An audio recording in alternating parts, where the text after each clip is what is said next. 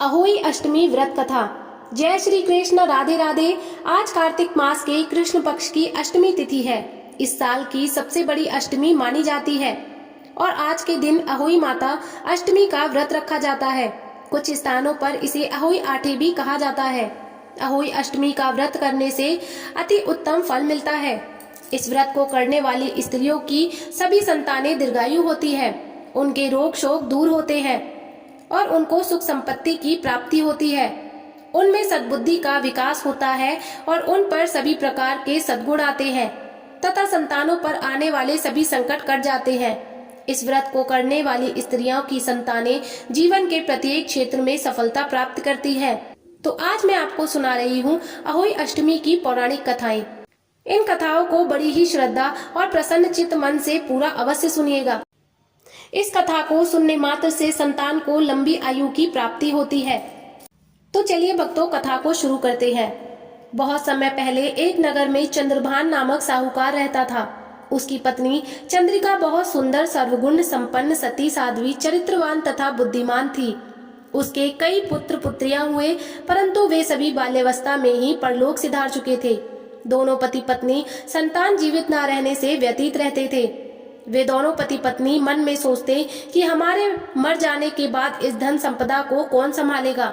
एक बार उन दोनों ने निश्चय किया कि वे वनवास लेकर शेष जीवन प्रभु की भक्ति में व्यतीत करें। इस प्रकार वे दोनों अपना घर बार त्याग कर वन की ओर चल दिए।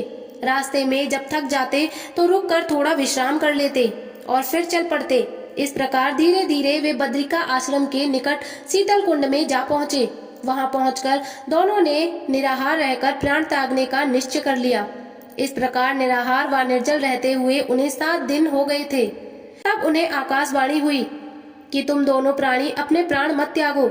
ये सब दुख तुम्हें तुम्हारे पूर्व पापों के कारण मिले हैं। यदि तुम्हारी पत्नी कार्तिक मास के कृष्ण पक्ष में आने वाली अहोई अष्टमी को अहोई माता का व्रत और पूजन करे तो अहोई देवी प्रसन्न होकर साक्षात दर्शन देंगी। तुम उनसे दीर्घायु पुत्रों का वरदान मांग लेना। व्रत के दिन तुम राधा कुंड में स्नान करना। तत्पश्चात चंद्रिका ने आकाशवाणी के बताए अनुसार विधि विधान से अहोई अष्टमी की अहोई माता का व्रत और पूजन अर्चन किया और तत्पश्चात राधा कुंड में स्नान किया। जब वे स्नान इत्यादि के बाद घर पहुंचे तो उस दंपति को अहोई माता ने साक्षात दर्शन देकर वह वर मांगने को कहा। साहूकार दंपति ने हाथ जोड़कर कहा, हे माता, हमारे बच्चे कम आयु में ही परलोक सिधार जाते हैं। आप हमें बच्चों की दीर्घायु का वरदान देने की कृपा करें। तथा आस्तु कहकर अहोई माता अंतर्ध्यान हो गई। कुछ समय के बाद साहूकार दंपति की दीर्घायु पुत्रों की प्राप्ति हुई और वे सुख पूर्वक अपना गृहस्थ जीवन व्यतीत करने लगे। बोलो अहोई माता की जय। अब आइए श्रवण करते हैं अहोई माता की दूसरी कथा। किसी नगर में एक सेठानी रहती थी। उनके 7 पुत्र थे। एक दिन साहूकार की पत्नी खदान में से खोदकर मिट्टी लाने के लिए गई। जैसे ही उसने मिट्टी खोदने के लिए कुदाल चलाई, वैसे ही उसमें रह रहे स्याऊ के बच्चे प्रहार में आहत होकर मृत्यु हो गई। जब साहूकार की पत्नी ने स्याऊ को रक्त रंजिता देखा तो उसे बच्चों के मर जाने का अत्यधिक दुख हुआ, परंतु जो कुछ होना था वह हो चुका था। ये भूल उससे अनजाने में हो गई थी, अतः दुखी मन से ही वह घर लौट आई। पश्चाताप करने के कारण वह मिट्टी भी नहीं लाई। इसके बाद स्याऊ जब घर में आई तो उसने अपने बच्चों को मृत अवस्था में पाया। वह दुख से कतार होकर अत्यंत विलाप करने लगी। उसने ईश्वर से प्रार्थना की कि जिसने मेरे बच्चों को मारा है उसे भी पुत्र शोक का दुख भोगना पड़ेगा। इधर स्याहू के श्राप से 1 वर्ष के अंदर ही सेठानी के 7 पुत्र मृत्यु को प्राप्त हो गए। इस प्रकार की दुखद घटना देखकर सेठ सेठानी अत्यंत शोकाकुल हो उठे। उस दंपति ने किसी तीर्थ स्थान पर जाकर अपने प्राणों का विसर्जन कर देने का मन में संकल्प कर लिया। मन में ऐसा निश्चय कर सेठ सेठानी घर से पैदल ही तीर्थ की ओर चल पड़े। उन दोनों के शरीर में जब तक जान थी तब तक वे बराबर आगे बढ़ते रहे। जब वे चलने में बिल्कुल असमर्थ हो गए तो रास्ते में ही मूर्छित होकर भूमि पर गिर पड़े। उन दोनों की इस दयनीय दशा को देखकर करुणानिधि भगवान उन पर दयाद हो गए और आकाशवाणी की, हे सेठ, तेरी सेठानी ने मिट्टी खोदते समय अनजाने में ही स्याहू के बच्चे को मार डाला था, इसलिए तुझे भी अपने बच्चों का कष्ट सहना पड़ा। भगवान ने आज्ञा दी अब तुम दोनों अपने घर जाकर गाय की सेवा करो और अहोई अष्टमी आने पर विधि विधान से पूर्वक प्रेम से अहोई माता की पूजा करो। सभी जीवों पर दया भाव रखो, किसी का अहित ना करो। यदि तुम मेरे कहने के अनुसार आचरण करोगे तो तुम्हें संतान सुख प्राप्त हो जाएगा। इस आकाशवाणी को सुन सेठ सेठानी ने कुछ धैर्य हुआ और वे दोनों भगवती का स्मरण करते हुए अपने घर को प्रस्थान किए। घर पहुंचकर उन दोनों ने आकाशवाणी के अनुसार कार्य करना प्रारंभ कर दिया। इसके साथ ईर्ष्या देश की भावना से रहित होकर सभी प्राणियों पर करुणा का भाव रखना प्रारंभ कर दिया। भगवत कृपा से सेठ सेठानी पुनः पुत्रवान होकर सभी सुखों का भोग करने लगे और अंतकाल में स्वर्गगामी हुए। बोलिए अहोई माता की जय। आइए अब अहोई माता की पूजन विधि को जान लेते हैं। इस दिन स्त्री पूरे दिन भर व्रत रखती है। फिर सायंकाल को घर के आंगन की दीवार पर या अपने घर के पूजा के घर निकट की दीवार पर अष्टकोष्ठक की अहोई की पुतली बनाए या अहोई माता का चित्र भी रख सकती है और उसमें इच्छानुसार रंग भरें।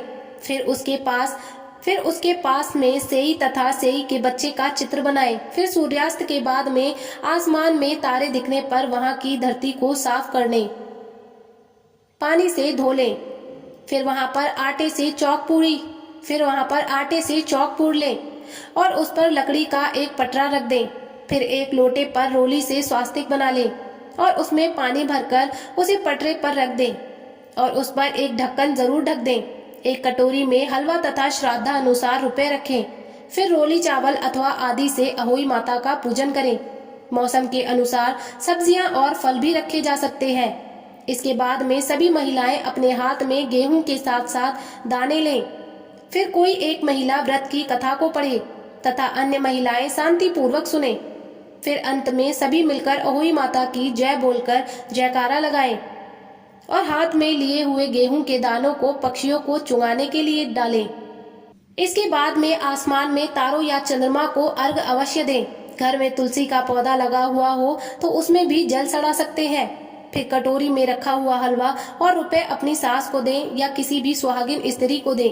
इसे बायना देकर कहते हैं और उनके पांव छूकर उनसे आशीर्वाद लें। अहोई अष्टमी की पूजा में आपने जिस कलश में जल भरकर रखा है उसी जल से दीपावली के दिन सभी लोगों को स्नान करना चाहिए। आइए अब अहोई अष्टमी के दिन सुनी जाने वाली एक और बहुत सुंदर सी कथा को सुनते हैं।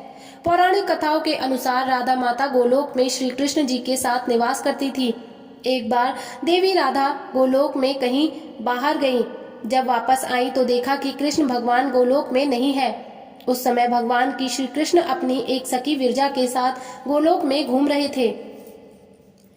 ये बात जब राधा जी को मालूम हुई तो उन्हें गुस्सा आया और वे सीधे उनके पास पहुंच गई। वहां पहुंचकर उन्होंने भगवान श्री कृष्ण को काफी भला बुरा कहा। राधा जी का ये व्यवहार भगवान श्री कृष्ण के मित्र श्रीधामा को बुरा लगा और उन्होंने राधा जी को पृथ्वी पर जन्म लेने का श्राप दे दिया। राधा रानी को इतने गुस्से में देखकर कृष्ण भगवान की सखी विरजा भी वहां से चली गई।